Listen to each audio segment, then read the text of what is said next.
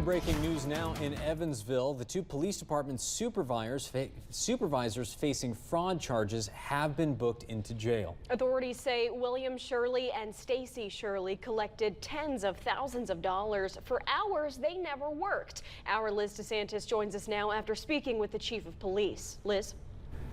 Well, Stacy and Bill Shirley are both supervisors for the Evansville Police Department. The married couple is now facing dozens of charges for fraud, felony official misconduct, and corrupt business influence. The EPD supervisors worked off-duty security at Dillard's and the Evansville Housing Authority. Officers tell us they reviewed hundreds of thousands of texts exchanged by the couple, showing they were clocking each other in for hours not worked.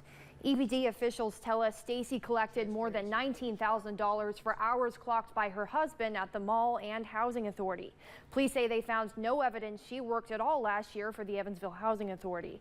Text messages show the couple discussing fabricating timesheets, even mentioning needing more money for a cruise vacation.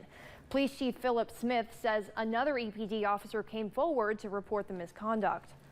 Hundreds of good officers wearing this very uniform that are left picking up the pieces from this. I commend the initial officer that brought this to our attention. That shows that no one dislikes a dishonest cop more than a good cop. Chief Smith says both Stacy and Bill Shirley have been placed on unpaid administrative leave, and he says the Police Merit Commission will make a decision on their employment at a later date. All right.